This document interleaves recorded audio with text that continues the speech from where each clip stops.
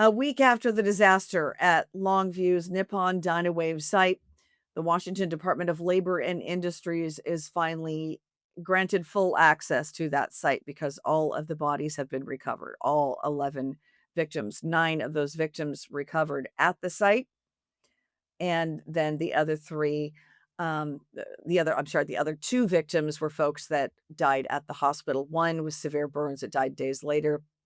Another who was transported initially on the day of the accident 1 week ago today, but then pronounced dead upon arrival at the hospital. Now, LNI is promising to get to the bottom of this and figure out what happened with their official investigation.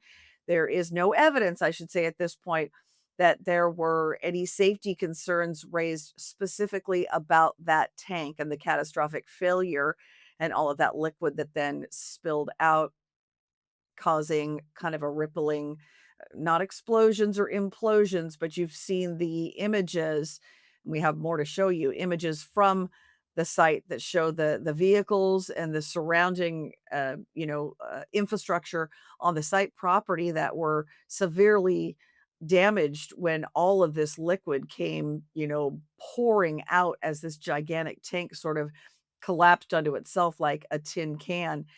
And we've also reported here at the Center Square that the wife of one of the deceased victims has retained legal counsel, and she says that her husband has been raising safety concerns. We don't know if any of that was specific to this tank that failed or not, but she said her husband had been saying he was very concerned about some of the things he was seeing at that site.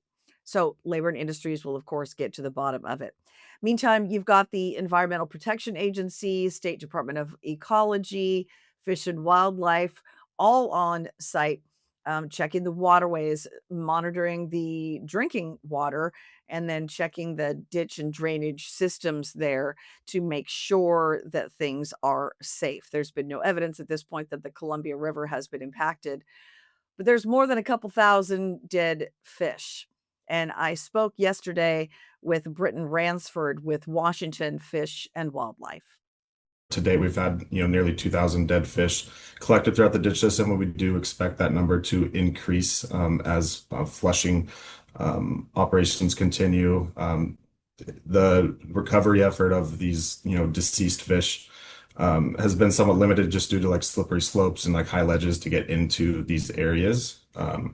I think it's important to note that the majority of these fish are fish we expected to be present within these areas, mostly introduced or non-native fish, including the common carp, catfish, bass, peamouth. But as crews continue to jump in and recover these fish, we'll keep looking at identifications moving forward. Yeah, so based on current testing, our current we're operating under these fish died almost initially due to the high pH levels. Fish like to, pH generally between like 6.5 and 8.5. And when it gets outside that range, it, can result in irritation and or death. That high spike in pH initially likely irritated the gills and made it difficult for them to breathe.